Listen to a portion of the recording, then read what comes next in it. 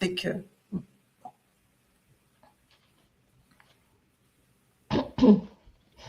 Là, j'entendais rien. Hein. Bonjour à toutes et à tous, bienvenue sur Observe Actu TV. Lors de notre récente conférence internationale à Genève sur les liens indéfectibles entre Cuba et la Palestine, une voix manquait à l'appel pour parachever nos travaux. Une voix de terrain, une voix de combat, mais surtout une voix de cœur. Aujourd'hui, nous ouvrons cette fenêtre nécessaire pour donner corps à nos analyses avec celle qui incarne ici, en Suisse, la solidarité internationale réelle. Je reçois Andrea Dufour, présidente de l'association Suisse-Cuba, section Fribourg, analyste géopolitique indépendante, mais d'abord militante internationaliste depuis plus de 3 décennies. Polyglotte, maîtrisant 7 langues, Andrea n'est pas une théoricienne de salon. Son expertise s'est forgée sur les routes de plus de 70 pays. De l'URSS à la Chine des années 80, de ses traversées solitaires de l'Iran jusqu'à sa présence à Damas en pleine crise. Fichée par les services de renseignement pour sa fidélité diplomatique à Cuba, elle transforme aujourd'hui ce bagage académique et humain en une arme contre la désinformation. Elle est celle qui nous rappelle que derrière les concepts géopolitiques, il y a des peuples qui respirent, qui créent et qui résistent. Andrea Dufour, merci beaucoup d'être avec nous. Oui, bonjour et merci Nacera de me donner la possibilité d'approfondir un peu ces 3 volets que j'avais pu aborder que brièvement. Oui. Andrea, le texte que vous nous apportez aujourd'hui, c'est bien plus qu'une simple analyse. C'est votre manifeste. Il s'articule autour de 3 piliers. L'internationalisme révolutionnaire de Cuba, la nécessaire décolonisation de nos cerveaux face au blocus médiatique et enfin, la solidarité d'action. Mais avant de vous laisser la parole, je m'arrête sur une image forte que vous utilisez en conclusion.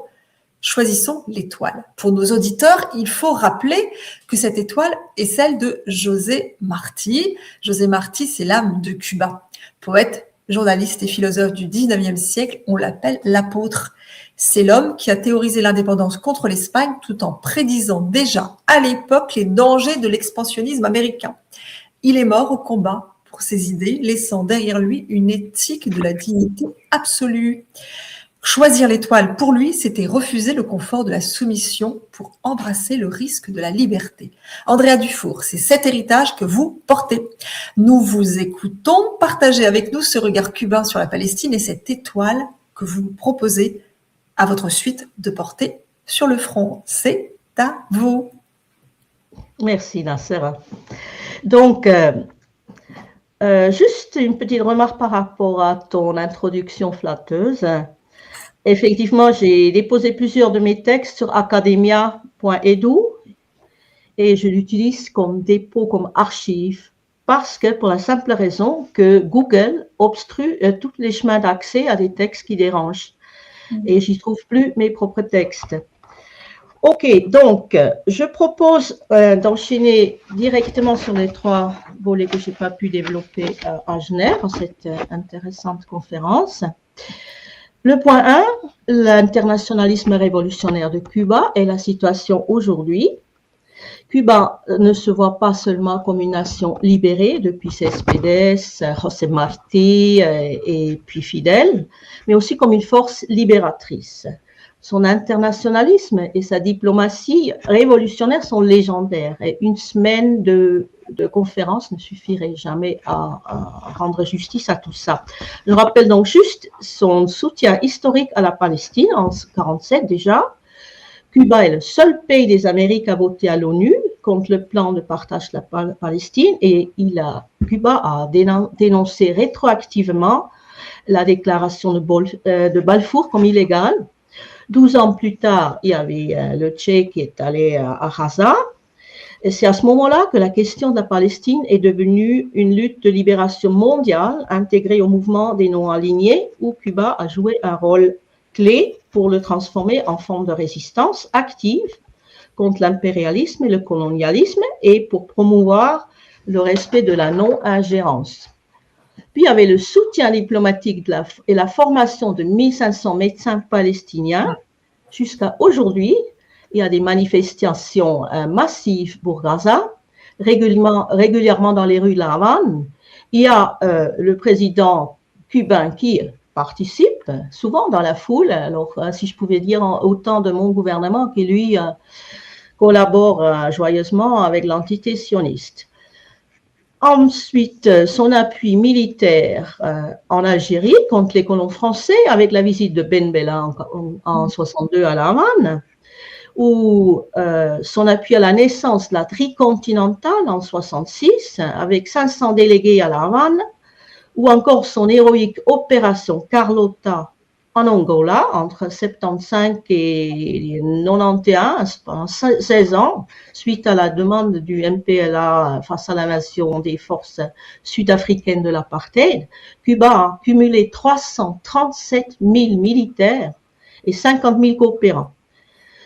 Bien sûr aussi au niveau de l'intégration économique du Sud global, il y a les structures comme le G77 qui sont 134 pays, je rappelle, plus BRICS, où Cuba joue un rôle important, tout comme son alliance de fraternité avec l'axe de la résistance, et j'en reviendrai. Pour moi, Cuba, ensemble avec l'axe de la résistance, avec l'Iran en tête, est le dernier bastion contre l'impérialisme et contre le fascisme et le racisme systémique chez nous. L'Iran ne peut et ne va pas perdre, et Cuba non plus. J'ai visité l'Iran en 2012, durant le mois de Ramadan, avec l'intention de déconstruire un peu quelques idées reçues, et je m'y sentais plus sûre qu'à Zurich ou à Genève. Et personnellement, j'ai rencontré que des femmes très émancipées. J'ai déposé aussi un texte qui s'appelle « Impression depuis l'Iran » pour celles et ceux qui sont intéressés. Ce pays paisible qui n'a déclenché aucune guerre avec un autre pays depuis 250 ans se trouve en tête de l'axe de la résistance, ensemble avec les Houthis du Yémen, les mouvements de résistance en Palestine, le Hezbollah du Liban, la Syrie d'avant, des terroristes au gouvernement du moment, la Corée du Nord et l'Algérie, la Mecque de la résistance, comme on l'appelle.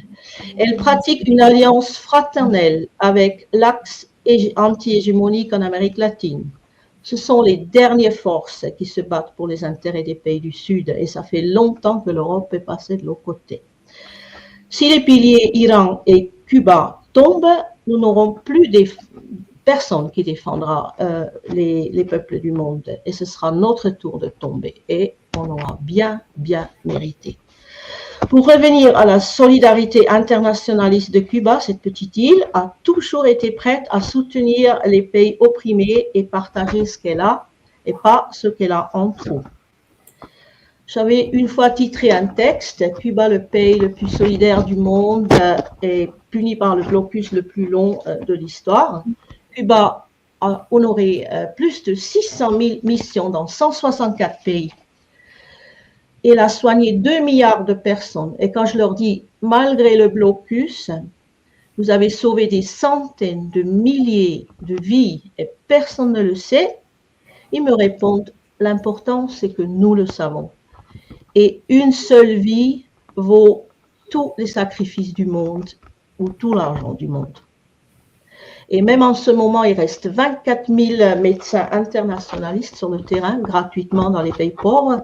C'est plus que le double de l'OMS et de Médecins sans frontières cumulés. Entre 1990 et 2011, Cuba a aussi invité et soigné 26 000 personnes victimes de Tchernobyl, dont environ 18 000 enfants ukrainiens. La Suisse, riche, à peine à soigner les 20 enfants palestiniens. Quand un ami à moi a demandé à une médecin cubain, pourquoi vous faites ça alors que les Ukrainiens vassaux et vassals et marionnettes des États-Unis ont voté contre vous à l'ONU, elle était choquée. Elle a dit, mais c'est pas la faute des enfants. Cuba n'a jamais confondu les peuples et les gouvernements. Aujourd'hui, depuis le séquestre criminel de Maduro, plus une goutte de pétrole n'est rentrée dans l'île pendant plusieurs mois, et les USA ont eu le culot de demander pour leur ambassade à La Havane du diesel pour le générateur. Aleida Guevara était de visite il y a une semaine ou deux à Berne. Elle est pédiatre à Laval, c'est la fille du Che. Elle a remercié les aides ponctuelles de ceux qui ont assez de courage de contrer les USA, comme par exemple la présidente du Mexique, chapeau, ou la Russie ou la Chine. Et elle a remercié aussi, bien sûr, le convoi de solidarité Nuestra América qui est arrivé dans l'île en mars. Elle disait, imaginez juste un instant votre pays dans le noir, sans électricité, sans frigo, je dirais sans chauffage chez nous, sans pétrole. Comment aller au travail, à l'université, à l'hôpital? Aujourd'hui, comme à Gaza, les médecins doivent choisir qui soigner quand ils n'ont plus de pétrole. Quand ils n'ont plus d'électricité, quand il y a des coupures. C'est horrible pour un médecin cubain, ce choix. Enfin, pour tout médecin, je m'imagine. Mais les Cubains sont formels. Le danger d'une attaque militaire reste réel. Et chaque Cubain est prêt à se battre. Aleida, elle blaguait, elle disait, je sais encore bien viser à mon âge, mais vu les mauvaises connaissances géographiques de notre voisin, nous pouvons juste espérer qu'il se trompe d'île. Mais maintenant, on vient d'apprendre que la flotte nord-américaine s'approche. Il y a aussi ce dernier décret exécutif signé 1er mai, qui vient de recevoir en entier. C'est un texte juridique horrible signé Trump. Contrôler et reprendre Cuba, c'était le rêve de tous les présidents depuis 1959 des USA. Donc, après la défaite politique évidente en Iran, même si l'Iran est probablement assez malin et diplomatique pour leur laisser la face. Et avec l'irrévérence notoire de Cuba face aux intérêts hégémoniques nord-américains, réussir à prendre l'île comme premier président des USA doit être une sortie honorifique assez tentante pour Washington. Donc, nous avons vraiment peur. 6,2 millions de Cubains viennent de signer, j'ai appris ça ce matin, et ils ont signé pour défendre leur patrie, et de l'autre côté, il y a 31 millions d'Iraniennes et d'Iraniens qui viennent de signer le pacte national, comme l'avait dit le professeur Bahram Soltani. Oui. Et ils forment des chaînes humaines autour des infrastructures civiles qui sont menacées. C'est une solidarité sans précédent. Je crois que c'était une des plus grandes fautes des États-Unis d'attaquer l'Iran. L'axe de la résistance et les révolutions cubaines et bolivariennes en ce début du mai 2026 est marqué par une solidarité renforcée, mutuelle, face à l'offensive de l'Empire. Téhéran et La Havane réaffirment que leurs destins sont liés dans une lutte existentielle qui repose sur des alliances stratégiques désormais perçues comme vitales pour la survie collective de ce mouvement de résistance mondiale. Les dirigeants des deux pays affirment leur disposition au dialogue avec Washington, mais ils rejettent catégoriquement toute négociation qui impliquerait une renonciation à leur souveraineté ou à leurs principes révolutionnaires respectifs. Et Téhéran maintient sa position de force dans le détroit d'Ormuz, qui lie la stabilité régionale à la fin de la pression américaine sur ses alliés, tous ses alliés, y compris Cuba. Selon les sources cubaines récentes, avril 26, Cuba a réussi pour la première fois de manière expérimentale à raffiner son brut national, normalement connu pour être très visqueux, soufreux, pour produire pour la première fois du diesel, du naphtha et du fioul. C'est une avancée réalisée via une technique qui s'appelle thermoconversion. Et ça contredit toute l'idée que le pétrole cubain était jusqu'à maintenant impossible de transformer. Ça fait des décennies qu'ils étudient ça. Et ça, c'est peut-être un pas vers une première autonomie énergétique au Khala. Malgré tout, moi, j'ai jamais été aussi confiante et optimiste. Israël a déjà perdu énormément à tous les niveaux et l'hégémonie des USA est sur le déclin au profit d'un monde multipolaire et dédollarisé. Mais un animal blessé avec un enfant gâté imprévisible ou un premier ministre criminel terroriste à sa tête, c'est aussi extrêmement, extrêmement dangereux. Nous sommes donc dans une situation clé. Et comme disait Gramsci, je crois que c'est Saïd qui avait cité Gramsci, Oui. Lorsque le vieux monde se meurt et le nouveau monde tarde à apparaître, surgissent les monstres. Voilà, j'arrive à mon point 2, le blocus médiatique, le cognitive warfare, la déstabilisation par la propagande, c'est une autre arme de l'impérialisme. Cette guerre hybride qui colonise nos cerveaux depuis des décennies pour légitimer ensuite des interventions militaires contre tout pays qui s'oppose à leurs intérêts. Et le long chemin pour nous défaire de toutes ces idées reçues. Ils utilisent par exemple une des méthodes, c'est le framing. Ce qui compte, c'est pas si une info est vraie ou fausse. Le framing en sociologie, c'est choisir le moment où une info arrive. Quand on parle de quelque chose comme par exemple les 40 bébés égorgés, le 7 octobre, même si quelques jours après c'était déjà démenti, ça reste dans nos têtes, ça partira plus. Et il faut donc toujours nous poser la question, pourquoi maintenant? Pas seulement est-ce que c'est vrai ou faux, mais pourquoi on nous sert ça maintenant? Est-ce que c'est juste une info, c'est une vraie info, ou c'est juste pour nous conditionner? Et il y en a bien sûr plein des exemples par rapport à l'Iran et à Cuba dans ce contexte. Je ne sais pas si vous vous rappelez du framing négatif qu'il y avait lors de l'interview avec Carlson Tucker et Vladimir Poutine, que des titres négatifs partout, vraiment pour nous empêcher d'écouter cette interview qui était excellente en entier. On est quand même assez grand pour se faire une idée nous-mêmes. Il y avait, je crois, si je m'appelle bien, une seule traduction sur François en français, que j'ai écouté 2 fois parce que c'était vraiment passionnant. Mais il y a eu une étude là-dessus, tous les journaux sur toute l'Europe avaient donné des titres négatifs par rapport aux 2 intervenants.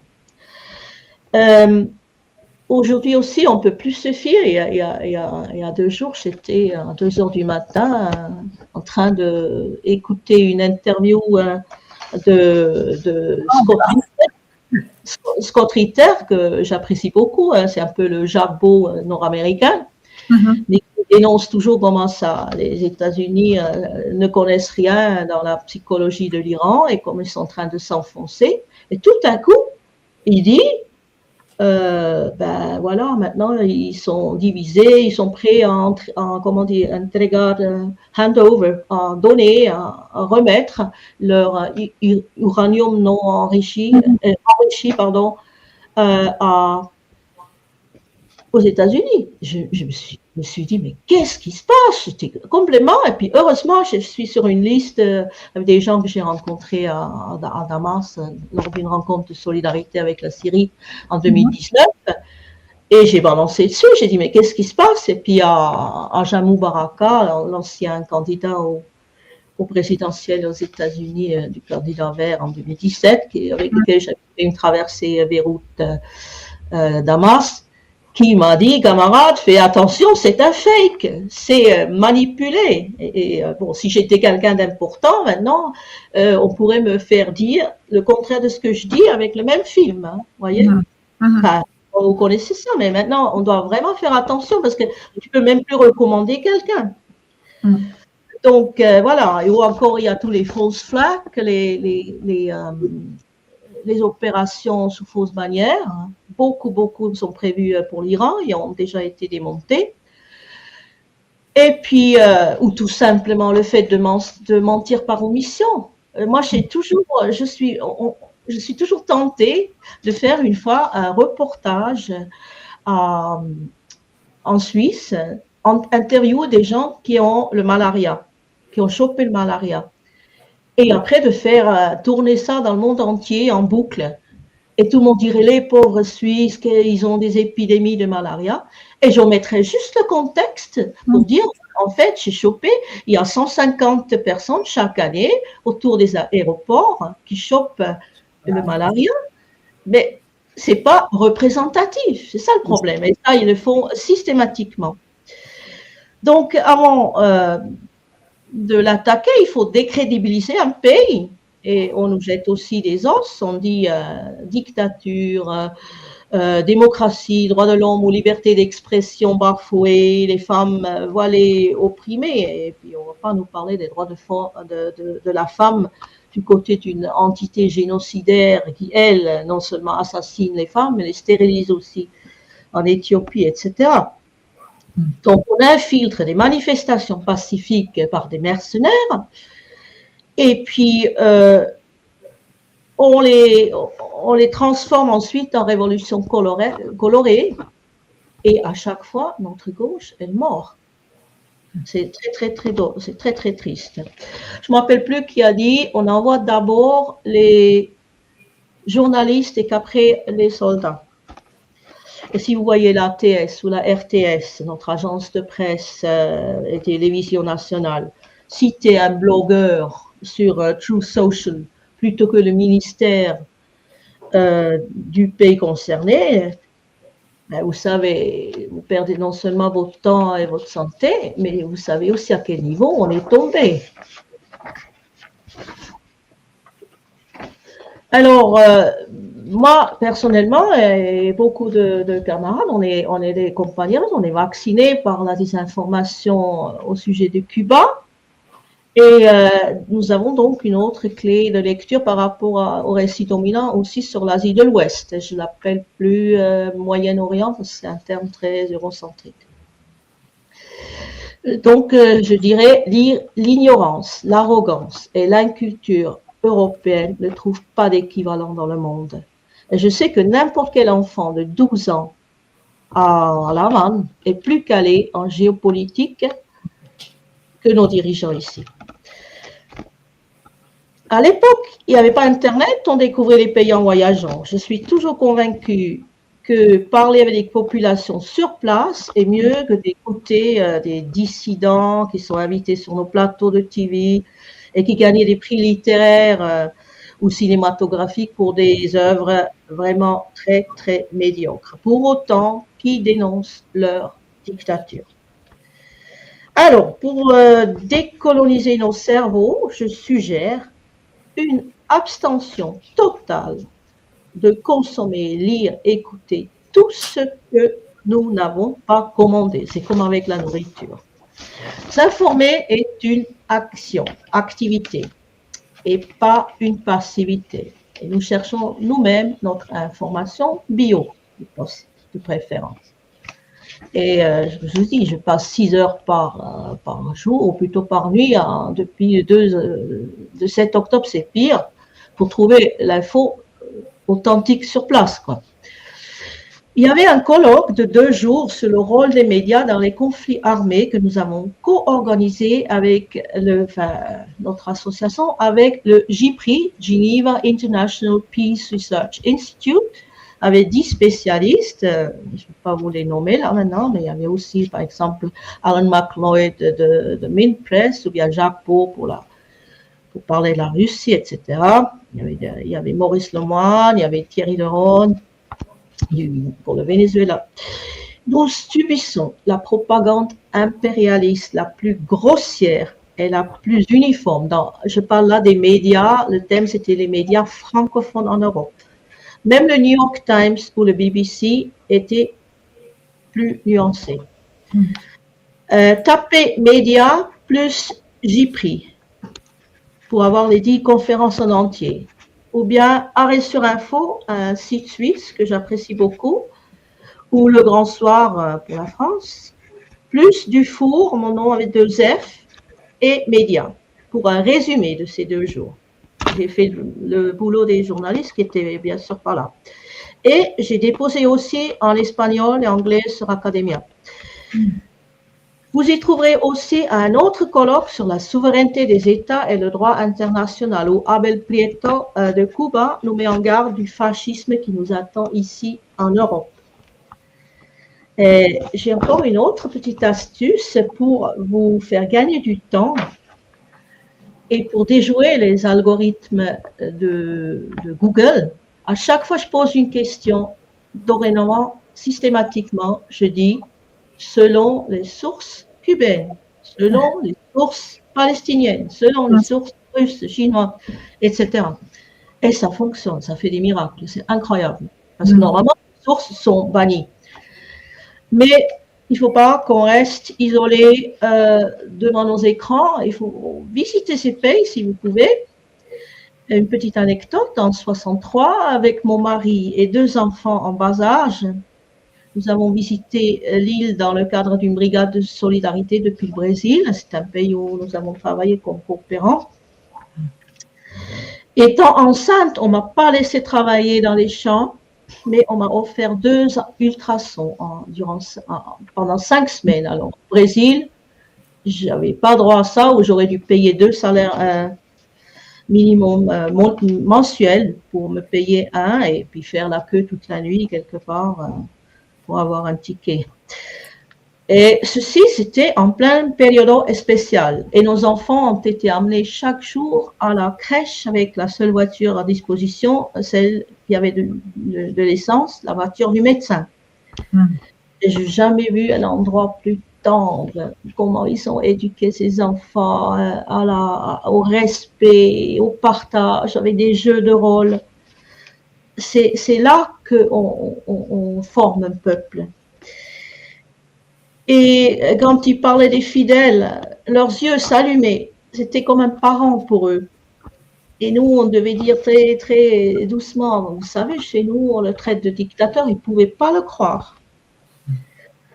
Une fois, mon mari jouait l'avocat du diable et demandait à un paysan, la révolution, elle t'a pris toutes tes terres pour construire ce complexe sportif. Il nous envoyait un regard que je n'oublierai jamais. Mais tu viens d'un pays capitaliste. Moi, j'ai perdu ma jambe. J'ai failli de perdre ma jambe. Je suis tombée du cheval. On m'a opéré. Puis, j'avais un problème de cœur. De nouveau, opération gratuite. J'ai 5 enfants qui seraient analphabètes. Maintenant, ils sont médecins, ingénieurs, professeurs. Et tu penses que je ne peux pas rendre à mon pays ce petit lopin de terre? Et à chaque fois, avant de retourner à Cuba, je suis inquiète. Est-ce qu'ils tiennent encore? C'est toujours pire, ce blocus. Et à chaque fois, je reviens rassurée. Mais méfiez-vous aussi des journalistes ou des touristes qui reviennent de ces pays et qui se prennent pour des experts pour y avoir logé chez l'habitant. Les Cubains râlent, c'est normal. Chaque personne éduquée râle, et surtout si tu es né sous un blocus. Les Cubains depuis 3 générations, les Iraniens depuis 2 générations, mais jamais ils abandonneraient leurs valeurs non métalliques, leur sens de la justice, leur honneur, leur dignité. Et je vais arriver à mon dernier point. Je vais peut-être le raccourcir un peu. C'est sur notre travail de solidarité et les perspectives de nos luttes communes. Donc, lors du lancement du comité international de la conférence contre le fascisme US-sioniste, qui a eu lieu à Porto Alegre en ce mois de mars, Cuba a réaffirmé une priorité. Passer d'une solidarité de principe à une solidarité d'action. La solidarité ne doit pas être une simple déclaration d'intention ou un simple soutien moral. Que pourrons-nous donc faire aujourd'hui pour rendre un peu à ce peuple ce qu'il a offert au monde? Aleida Guevara nous invite à nous unir, aller dans les rues. S'il vous plaît, luttez pour la vraie démocratie. Elle nous rappelle l'étymologie du mot, le pouvoir du peuple. Elle dit, si un peuple dit, nous ne voulons pas de guerre et son gouvernement envoie des armes, ce n'est pas une démocratie. Fin de citation. C'est très rare que les Cubains nous donnent des conseils ou nous critiquent. Ils disent toujours hein, notre révolution n'est pas exportable. Mais là, elle s'est quand même laissée aller à nous donner un conseil, enfin à nous montrer qu'on n'est pas vraiment des démocraties. Juste un petit mot sur les associations de solidarité. La nôtre, par exemple, Suisse-Cuba, existe depuis 60 ans. On a une douzaine de sections. Et notre solidarité est inconditionnelle, c'est-à-dire avec le peuple et aussi avec le gouvernement. Nous travaillons main dans la main avec Medicuba Suisse, Medicuba Europe aussi, et régionalement en coalition, par exemple avec le Parti du Travail. Nous participons régulièrement à des rencontres internationales. Et si vous avez envie de soutenir Cuba, rejoignez une des 1650 associations d'amitié dans plus de 160 pays. Notre but principal reste la lutte politique contre le blocus et s'il vous plaît, ne l'appelez plus jamais embargo parce qu'il est extraterritorial. Et je ne vais pas vous faire une conférence là-dessus maintenant, mais le blocus, il coûte 20,7 millions de dollars par jour à Cuba. Imaginez juste un instant, une semaine sans blocus, enfin, vous pouvez googler tout ça selon les sources cubaines et vous trouvez des chiffres impressionnants. Et rechargeons aussi régulièrement nos piles lors des rencontres avec des délégations cubaines qui viennent dans nos pays ou entre gens solidaires. Nous savons que trop bien qu'une fois tu sors de ces réunions, tu seras de nouveau tout seul et isolé, même de ta propre famille. Parce que le Cuba bashing, Russia bashing, Iran bashing, China bashing a fait son travail dans tous nos cerveaux, sans exception. Mais à mon avis, le plus intéressant est de rejoindre une de nos brigades de solidarité à Cuba. Ils partent depuis l'Europe chaque année et nous les co-organisons avec l'ICAP, Instituto Cubano de Amistad con los Pueblos, l'Institut cubain d'amitié avec les peuples.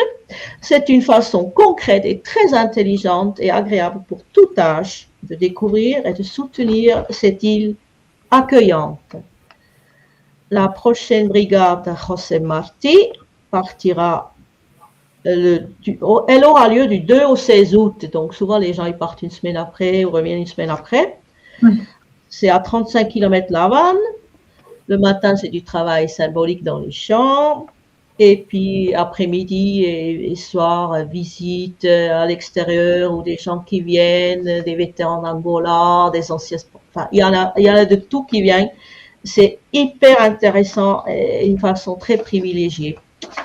Le vol, il faut l'organiser individuellement, par contre. C'est pas cher, mais ça devrait pas être la motivation. Cette année sera spécialement émouvante parce qu'ils vont fêter les 90 ans, les 90 ans. Non, qu'est-ce que je vous dis? Le centenaire de Fidel, de la naissance de Fidel. C'est pour ça qu'ils l'ont poussé en octobre, en août, d'habitude elle est en juillet. Et pour terminer, je tiens à dénoncer mon propre pays, la Suisse, qui participe à ce jeu meurtrier en appliquant des sanctions internationales, non seulement contre Cuba, mais contre quelques 25 peuples, ainsi que nos banques qui refusent toute transaction vers ces pays terroristes, et même pour nos paiements internes, si le nom Cuba ou cubain figure sur le bulletin. Ce n'est qu'au boycott contre l'Afrique du Sud à l'époque et au boycott appelé par BDS contre Israël que la Suisse a refusé et refuse toujours de participer. C'est à mon avis les deux seuls boycotts légaux dans l'histoire.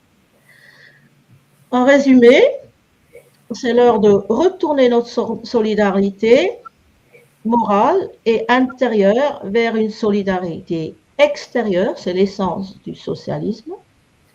C'est l'heure de créer des coalitions, de rejoindre l'axe de la résistance mondiale, de la consolidation d'un bloc de résistance transcontinental visant à transformer l'ordre mondial en faveur des nations indépendantes et souveraines. Et il faudrait bien sûr que les peuples arabes se lèvent aussi contre leur gouvernement traître. Mais comme dit plus haut, je n'ai jamais été aussi confiante. L'espoir, c'est la seule chose qui nous reste. Le déclin de l'Empire n'a jamais été aussi proche, tout comme celui de l'entité sioniste. Et pour satisfaire les envies de 5 familles de l'impérialisme, les 5 familles, je veux dire USA, britanniques, français, sionistes et les autres européens, qui se partagent l'Afrique et l'Amérique latine, ils pensaient pouvoir détruire une civilisation millénaire dans l'Asie de l'Ouest, ou un peuple qui se bat depuis 150 ans pour sa libération, comme Cuba. Et ils sont tombés sur des femmes et des hommes qui défendront leurs valeurs, leurs principes révolutionnaires et leur souveraineté avec leur vie si nécessaire. Et comme tu disais, je vais finir par la citation de José Martí. Il disait, il y a 2 façons de vivre comme des esclaves, confortablement, mais soumis et dans la peur, de perdre son travail, son confort, ou mettre une étoile sur son front et lutter sans peur et garder son honneur et sa dignité. Choisissons l'étoile. Et je m'arrête là. Choisissons l'étoile. Merci Andrea Dufour pour ce témoignage puissant qui ne se contente pas de décrire le monde, mais qui nous appelle à le transformer. Vous nous avez rappelé que Cuba ne donne pas ce qu'elle a en trop, mais partage ce qu'elle a. C'est une leçon d'humanité qui résonne particulièrement aujourd'hui alors que Gaza subit l'innommable. Votre analyse sur le blocus médiatique est un outil précieux pour quiconque veut s'informer bio, comme vous dites, et sortir de la passivité. Nous saluons votre courage, celui d'une femme qui, malgré la surveillance et les pressions, n'a jamais dévié de son idéal de justice. Pour ceux qui souhaitent rejoindre l'action concrète, les brigades José Martí vous attendent cet été et le site de l'association Suisse Cuba est à votre disposition. Merci infiniment, Andrea. N'hésite pas à relayer si besoin ou donner en fait les liens qui permettront justement de suivre l'ensemble de ces actions et de se mobiliser. Merci de nous avoir suivis. Comme le disait José Martí, gardons l'honneur et la dignité. À très bientôt. Merci à toi, Nacera.